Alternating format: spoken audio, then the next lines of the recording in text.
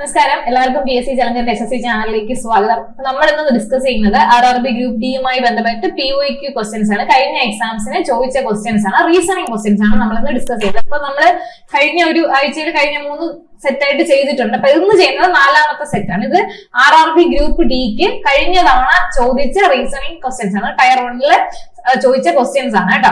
അതിപ്പോ 3 നമ്മൾ ചെയ്ത് കഴിഞ്ഞു, 3 സെറ്റായിട്ട്. ഒരുപാട് ക്വസ്റ്റ്യൻസ് ഇല്ല, ഒരു 10-15 ക്വസ്റ്റ്യൻ മാത്രമേ നമ്മൾ ഒരു സെഷനിൽ ചെയ്യുന്നുള്ളൂ. അതായത് എല്ലാം ഉൾപ്പെടുത്തുന്നുണ്ട്, ബ്ലഡ് റിലേഷനും ഡയറക്ഷനും അങ്ങനെ എല്ലാം ഉൾപ്പെടുത്തിയിട്ടുള്ള ഒരു ക്വസ്റ്റ്യൻ ആണ്. നമുക്ക് എന്ത് ചെയ്യാം, ക്വസ്റ്റ്യൻസിലേക്ക് പോവാം. ഇവിടെ ചാനൽ ആരെങ്കിലും സബ്സ്ക്രൈബ് ചെയ്യാൻ ബാക്കിയുണ്ടെങ്കിൽ ചാനലിലൂടെ ഒന്ന് സബ്സ്ക്രൈബ് ചെയ്തേക്കാം കേട്ടോ.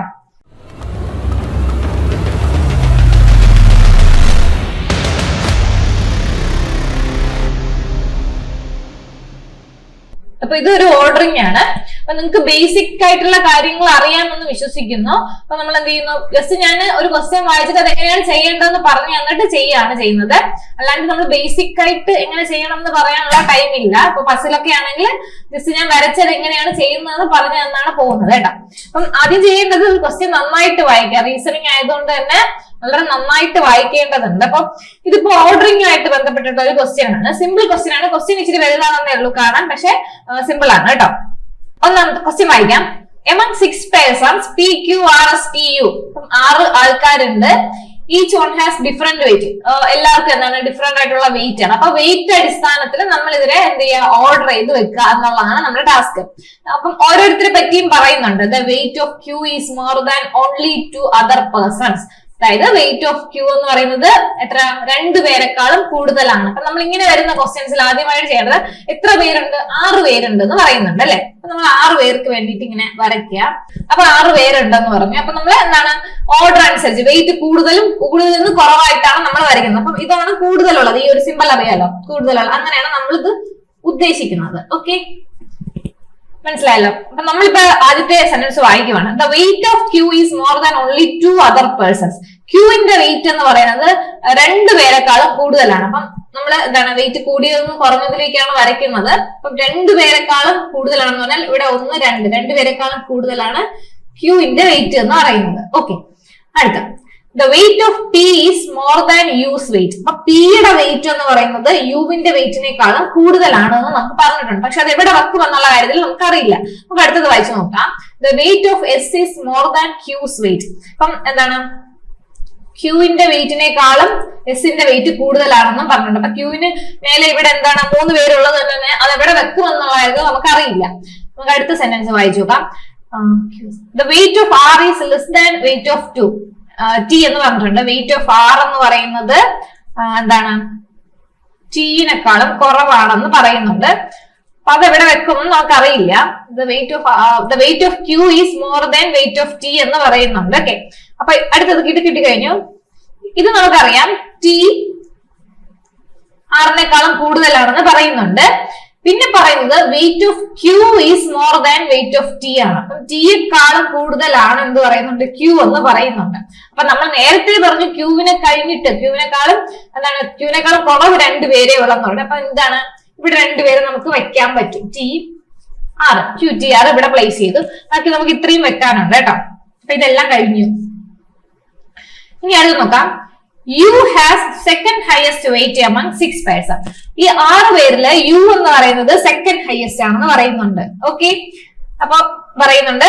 പിന്നെ നമുക്ക് ഇവിടെ ഒരെണ്ണം ഉണ്ടല്ലേ, P greater than U. P എന്ന് പറയുന്നത് യുവിനെക്കാളും വലുതാണെന്ന്. അപ്പൊ ഇവിടെ യുവിനെക്കാളും മുന്നേ നമുക്ക് വയ്ക്കാൻ ഒന്നേ ഉള്ളൂ, അത് തന്നെയാണ് എന്ത്, P.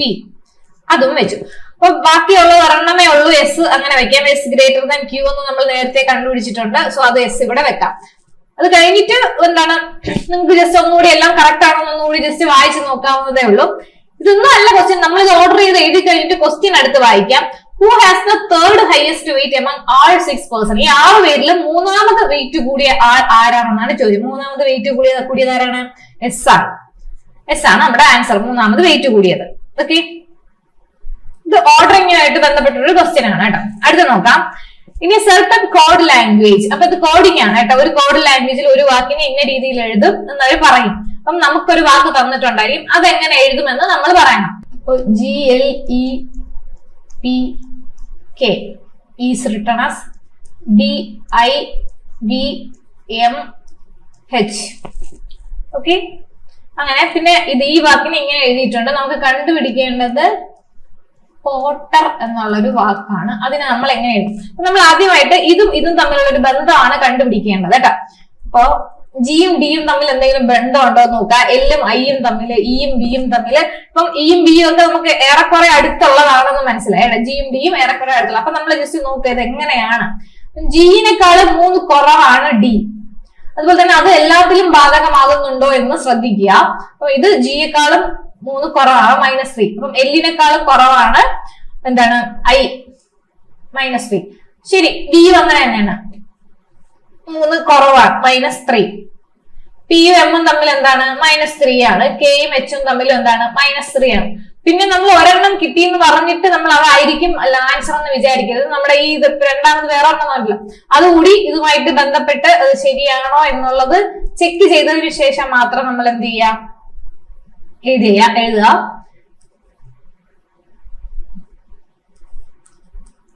ഇത് നോക്കുമ്പോഴും എന്ത് തന്നെയാണ് -3 തന്നെയാണ് പോകുന്നത്. അപ്പൊ നമുക്കിനി എന്ത് ചെയ്യാം, ഇതിന്റെ അത് കണ്ടുപിടിക്കാം. -3 എടുക്കണം, ഓരോന്നിനും -3 ലെറ്റർ കുറച്ചാൽ മതി. Q B O എല്ലാം 3 കുറച്ച് എഴുതിയിട്ടുണ്ട്. നമ്മൾ നോക്കേണ്ടത് ഓപ്ഷനിൽ ഇതുണ്ടോ എന്നാണ്. MLQBO, 4ാമത്തെ ഓപ്ഷൻ MLQBO. അപ്പൊ ഇത് കോഡിങ്ങുമായിട്ട് ബന്ധപ്പെട്ടുള്ള ക്വസ്റ്റ്യൻ ആണ്. ഓക്കെ, അടുത്ത ക്വസ്റ്റ്യൻ നോക്കാം. A statement is given followed by 4 conclusion. 4 കൺക്ലൂഷനും ഒരു സ്റ്റേറ്റ്മെന്റ് തന്നിട്ടുണ്ട്. പിന്നെ ഇതിലെന്താണ് ഏത് കൺക്ലൂഷൻ ആണ് ശരി എന്നുള്ളത് കണ്ടുപിടിക്കുക. നമുക്ക് ഏറ്റവും വലുത് ഇങ്ങനെ, അല്ലെങ്കിൽ ഇത് ഏറ്റവും വലുതാണ്, ഇത് അത് കഴിഞ്ഞിട്ട് വലുതാണ് എന്ന് പഠിച്ചു. അതും കഴിഞ്ഞിട്ട് എന്ത് വരത്തുള്ളൂ, നമ്മുടെ ഈക്വൽ സൈൻ വരത്തുള്ളൂ. ഇത് ആണ് ഏറ്റവും വലിയ ഇതായിട്ട് നമ്മൾ കൊടുക്കേണ്ടത്. അത് കഴിഞ്ഞിട്ടേ ഇത് വരുന്നുള്ളൂ, അതും കഴിഞ്ഞിട്ടേ ഈക്വൽ വരുന്നുള്ളൂ. അപ്പൊ നമുക്ക് നോക്കിയത് ഒരു ഇക്വേഷൻ, ഒരു സ്റ്റേറ്റ്മെന്റ് അവർ തന്നിട്ടുണ്ട്, കുറച്ച് കൺക്ലൂഷൻ തന്നിട്ടുണ്ട്. അപ്പൊ ഏത് കൺക്ലൂഷൻ ആണ് ഇതുമായിട്ട് ശരിയാവുന്നത് നോക്കുക. H ലെസ് ദാൻ എഫ് എന്ന് പറഞ്ഞിട്ടുണ്ട്. H എന്താ കിടക്കുന്നു, എഫ് എന്താ കിടക്കുന്നു. ഇതിന്റെ ഇടയിൽ ലെസ് ദാൻ എന്ന് പറയുന്ന ഒരു സാധനം ഉണ്ടോ? ഇല്ല. അപ്പൊ എന്ത് ചെയ്യില്ല, ഇതല്ല. പിന്നെ ഒയ്യും y ലെസ് ദാൻ എസ് എന്ന് പറയുന്നുണ്ട്. അപ്പൊ ഇതിലിപ്പോ ഈ ഒരു സിമ്പിളും ഉണ്ട്, ഈ ഒരു സിമ്പിളും ഉണ്ട്. അപ്പൊ നമ്മൾ പറഞ്ഞു ഇതാണ് എടുക്കേണ്ടത്, ഇതല്ലെങ്കിൽ ഇതാണ് എടുക്കേണ്ടത്.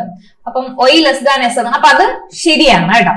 അടുത്ത് നോക്കി, W ലെസ് ദാൻ ടി എന്നാണ്. W ലെസ് ദാൻ ടി എന്ന് വരുന്നില്ല, എല്ലാം ഗ്രേറ്റർ ആണ് വരുന്നത്. ഇവിടെ ഗ്രേറ്റർ സിമ്പിൾ ആണ്, സോ അതില്ല. T greater than or equal to F, T greater than or equal to F എന്ന് പറഞ്ഞോ വരുന്നില്ല. Less than or equal to F ആയിരുന്നെങ്കിൽ അത് കറക്റ്റ് ആയിരുന്നു. അപ്പൊ നമ്മുടെ ആൻസർ എന്താണ്, y less than equal to S ആണ് കേട്ടോ. ഞാൻ പറഞ്ഞു ഇതാണ് നോക്കി വെക്കേണ്ടത്, ഈ സിമ്പിളിനാണ് ഏറ്റവും കൂടുതൽ. അത് കഴിഞ്ഞിട്ട് ഇത് കഴിഞ്ഞിട്ട് ഈക്വൽ വരത്തുള്ളൂ. ഒക്കെ നമ്മുടെ ആൻസർ 2 ആണ്. y ലെസ് ദാൻ എസ് എന്നാണ് വരിക. അടുത്തതൊരു റൗണ്ട് പസിലാണ് കേട്ടോ. ABCDEF 6 friends playing games around a circular table എന്നതാണ്. അപ്പൊ സർക്കുലർ ടേബിൾ വരയ്ക്കുക. എത്ര പേരുണ്ട്, 6 പേരുണ്ടെന്ന് പറഞ്ഞിട്ടുണ്ട്. Facing centre of the table ആണെന്നും പറഞ്ഞിട്ടുണ്ട്. സോ അതുകൊണ്ട് എളുപ്പമായി. 1 2 3 4 5 6 പേരുണ്ട് എന്ന് പറഞ്ഞു. എല്ലാവരും എങ്ങോട്ടാ ഫേസ് ചെയ്യുന്നതെന്ന് പറഞ്ഞിട്ടുണ്ട്, സെന്ററിലേക്കാണ് ഫേസ് ചെയ്യുന്നതെന്നും പറഞ്ഞിട്ടുണ്ട് കേട്ടോ. E was standing to the immediate left of A. A എവിടെ വെക്കണമെന്ന് നമുക്ക് അറിയില്ല. നമുക്ക് അടുത്ത സെന്റൻസുകൾ വായിച്ചാൽ ഏതെങ്കിലും നമുക്ക് വെക്കാൻ പറ്റുന്നതുണ്ടോ എന്ന് ജസ്റ്റ് നോക്കാം. C was second left of F എന്ന് പറഞ്ഞിട്ടുണ്ട്. There were exactly 2 people between D and A എന്ന് പറഞ്ഞിട്ടുണ്ട്. B was the immediate right of A എന്നും പറഞ്ഞിട്ടുണ്ട്. അപ്പൊ നമുക്ക് ആദ്യം A വെക്കാം. എല്ലാത്തിലും ഒരു A പറയുന്നത് കൊണ്ട് നമുക്ക് എന്ത് ചെയ്യാം, ആദ്യം A വെക്കാം കേട്ടോ. A വെച്ചു. B was the immediate right of A എന്ന് പറയുന്നത്. അപ്പൊ എയുടെ ഇമ്മീഡിയറ്റ് റൈറ്റ് ആണ് ആയിരിക്കുന്നത്, ബി ഇരിക്കുന്നത് എന്ന് പറഞ്ഞിട്ടുണ്ട്. റൈറ്റും ലെഫ്റ്റും അറിയാലോ, റൈറ്റിലേക്കാണ്, ഇമ്മീഡിയറ്റ് റൈറ്റിലേക്കാണ് ബി ഇരിക്കുന്നതെന്ന് പറഞ്ഞിട്ടുണ്ട്. ഇത് കഴിഞ്ഞ് ഇനി പറഞ്ഞിരിക്കുന്നത് there were exactly 2 people between D and A എന്ന് പറഞ്ഞിട്ടുണ്ട്. എക്കും ഡിക്കും ഇടയിൽ എത്ര പേരുണ്ട്, 2 പേര്. അപ്പൊ ഇവിടുന്ന് നോക്കിയാലും 2 പേര് കഴിഞ്ഞിട്ട് ഇവിടെ ഡി വെക്കാം. ഇപ്പൊ ചിലപ്പോ നമുക്ക് 7 പേരുണ്ടെങ്കിൽ എവിടെ വെക്കണം എന്ന് അറിയത്തില്ല. കാരണം ഒരിടത്ത് 3 പേരും ഒരിടത്ത് 2 പേരും ആയിരിക്കും. അപ്പൊ നമുക്ക് എവിടെ കൂടെ വെക്കാം. അപ്പൊ നമ്മൾ ഒരു പോസിബിലിറ്റി കൂടെ വരച്ച് ചെയ്യേണ്ടി വരും കേട്ടോ. അപ്പൊ ഇത് കുഴപ്പമില്ല, 2 പേര് 2 സൈഡിലും ഉള്ളത് കൊണ്ട് എക്കും ഡിക്കും ഇടയിൽ 2 പേരാണെന്നുള്ള കാര്യം നമ്മൾ ചെയ്തു. അത് കഴിഞ്ഞു പിന്നെ പറയുന്നത് C was second left of F ആണ്. അപ്പൊ നമുക്ക് അത് എവിടെ പ്ലേസ് ചെയ്യണമെന്ന് അറിയില്ല. അടുത്ത് വേറെ വായിച്ചു നോക്കാം. E was standing immediate left of A. അപ്പൊ ഇവിടെ എന്ത് വരും? E വരും. ഇനി പറയുന്നത് എന്താണ്? C was second left of F എന്ന് പറയുന്നുണ്ട്. അപ്പൊ ഇവിടെ F വെച്ചാൽ പറ്റത്തില്ല. അപ്പൊ ഇവിടെ വെക്കുവാണെങ്കിൽ F ന്റെ സെക്കൻഡ് ലെഫ്റ്റ് ആണ് എന്ത് വരുന്നത്? C വരുന്നത്. ഓക്കെ, അപ്പൊ അത് കിട്ടിയിട്ടുണ്ട്. നമുക്ക് question which friend was the immediate right of F? എഫിന്റെ ഇമ്മീഡിയറ്റ് റൈറ്റ് ആയിട്ട് ഇരിക്കുന്നത് ആരാണ്? ഇ ആണ്. അടുത്ത നമ്പേഴ്സിന്റെ ഒരു ക്വസ്റ്റ്യൻ ആണ് കേട്ടോ. 2 numbers should be interchanged to make the given equation correct. അപ്പം 2 നമ്പേഴ്സ് ഇവിടെ ഇന്റർചേഞ്ച് ചെയ്ത് കഴിഞ്ഞാൽ എന്ത് ചെയ്യും? ഇത് കറക്റ്റ് ആയിട്ട് കിട്ടുന്നതാണ്. ഇപ്പൊ ഇത് നമ്മൾ കാൽക്കുലേറ്റ് ചെയ്യുമ്പോൾ കറക്റ്റ് അല്ല. സോ അതുകൊണ്ട് തന്നെ ഏതോ 2 നമ്പറുകൾ മാറ്റിക്കഴിഞ്ഞാല് ഇന്റർചേഞ്ച് ചെയ്ത് കഴിഞ്ഞാൽ എന്ത് ചെയ്യും? ഇത് 59 എന്ന് കിട്ടും. അപ്പൊ നമ്മൾ എന്താ ചെയ്യേണ്ടതെന്ന് വെച്ചാൽ ഓപ്ഷനിലുള്ളതെല്ലാം ചെയ്ത് നോക്കുകയാണ് നമ്മുടെ ചെയ്യേണ്ടത്. അപ്പൊ കൂടുതലും 6ഉം 9ഉം 3 കൂടെയാണ് പോകുന്നത്. സോ അതുകൊണ്ട് നമുക്കത് മാറ്റി നോക്കാം. അപ്പൊ നിങ്ങൾ എന്ത് ചെയ്യുക? ഓരോന്ന് ജസ്റ്റ് എന്ത് ചെയ്യുക? എഴുതി കൂട്ടുക. ഇച്ചിരി സ്പീഡായിട്ട് ചെയ്യേണ്ടി വരും. കാരണം നമ്മളെ കൊടുക്കുമ്പോഴത്തേനും ഇപ്പൊ ഇന്റുവിലൊക്കെയാണ് കൊടുക്കുന്നതെന്ന് നമുക്കറിയാം. ഇപ്പൊ ഇവിടെ 59 നമ്മുടെ ആൻസർ. ഈ 59 കിട്ടാൻ വേണ്ടിയിട്ട്, അതായത് കൂടിപ്പോകരുത്. അപ്പൊ ആ ഒരു കണക്കിൽ എന്ത് ചെയ്യുക? ചെറിയ നമ്പേഴ്സ് വെച്ചിട്ട് ചെയ്യാം. അപ്പൊ നമുക്കിവിടെ ജസ്റ്റ് ഓരോന്ന് വെച്ച് ചെയ്ത് നോക്കാം.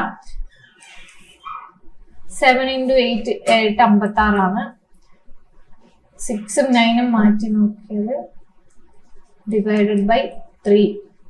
അപ്പൊ ഇത് 3 ആണ്. 6ഉം 9ഉം അല്ലേ നമ്മളിപ്പോ മാറ്റിയത്? 6ഉം 9ഉം മാറ്റുമ്പോൾ നമുക്ക് എന്ത് കിട്ടുന്നുണ്ട്? 59 കിട്ടുന്നുണ്ട്. ഇത് ജസ്റ്റ് നമ്മൾ എല്ലാ ഓപ്ഷൻ വെച്ച് ചെയ്യാവുന്നതേ ഉള്ളൂ കേട്ടോ. ഇനി അടുത്ത് വരുന്നത് സീരീസ് ആണ്, നമ്പർ സീരീസ്. സ്ഥിരമായിട്ട് ചോദിക്കുന്നതാണ് നമ്പർ സീരീസുകള്. അപ്പം 3, 7, 30, 21, 31. നമ്മൾ ആദ്യം ചെയ്യേണ്ടത് എങ്ങനെയാണ് ഇതിന്റെ ഡിഫറൻസ് വരുന്നതെന്ന് നോക്കുക. ഇതിപ്പോ വലിയ നമ്പർ അല്ല. വലിയ നമ്പർ ഒക്കെ ആണെങ്കിൽ എന്ത് ചെയ്യാം?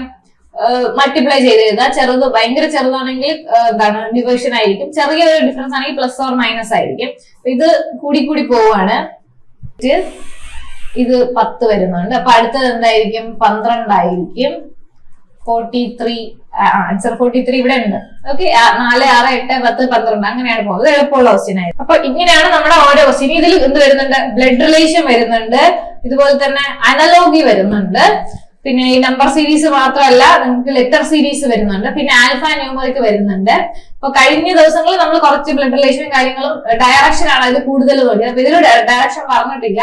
പിന്നെ അടുത്ത് വരുന്ന ക്ലാസ്സുകളിൽ നമ്മൾ എന്ത് ചെയ്യുന്നുണ്ട്? ഡയറക്ഷൻ കൂടി പറയുന്നുണ്ട്. അപ്പം ഒരു കുറച്ച് അധികം ഇതൊക്കെ ചോദിച്ചത് കൊണ്ടാണ് നമ്മൾ എവിടെന്നെങ്കിലും ക്വസ്റ്റ്യൻ എടുത്ത് ചെയ്യുന്നതല്ല. ഇതെല്ലാം കഴിഞ്ഞ തവണ RRB ഗ്രൂപ്പ് ഡിക്ക് ചോദിച്ച ക്വസ്റ്റ്യൻസ് ആണ് കേട്ടോ. അങ്ങനെ നമ്മൾ ക്വസ്റ്റ്യൻ പേപ്പർ എടുത്തിട്ട് അതിൽ നിന്ന് കിട്ടുന്നതാണ്. സോ അതുകൊണ്ട് എന്ത് ചെയ്യാം? ഇതുപോലുള്ള ക്വസ്റ്റ്യൻസ് കുറച്ചുകൂടി നന്നായിട്ട് പ്രാക്ടീസ് ചെയ്യുക. എല്ലാം പ്രാക്ടീസ് ചെയ്യുക. ഇപ്പൊ ഞാൻ എല്ലാവരും ഉൾപ്പെടുത്തിയിട്ടില്ല. ഇതിന് നമുക്ക് ഡയറക്ഷൻ ഉണ്ടായിരുന്നില്ല. കാരണം കഴിഞ്ഞ 3 സെറ്റിലും ഡയറക്ഷൻ ഒത്തിരി ഉണ്ടായിരുന്നത് കൊണ്ടാണ് ഇത് ഡയറക്ഷൻ എടുക്കാതെ ബാക്കിയുള്ള കാര്യങ്ങൾ ഉൾപ്പെടുത്തിയത്. പസിലും നന്നായിട്ട് ചെയ്യുക. അനലോഗി നമ്മൾ അടുത്ത അനലോഗി ചെയ്യുന്നതായിരിക്കും. അപ്പൊ എന്ത് ചെയ്യുക? നന്നായിട്ട് പ്രാക്ടീസ് ചെയ്യുക. ഇപ്പൊ ഇത് 1-2 തവണ ചെയ്യുമ്പോഴത്തേനും നിങ്ങൾക്ക് അത് എങ്ങനെയാണ് ചെയ്യേണ്ടത് എന്നുള്ളൊരു ഐഡിയ കിട്ടും. എന്ത് ചെയ്യുക? എല്ലാവരും നന്നായിട്ട് പ്രാക്ടീസ് ചെയ്യുക. All the best.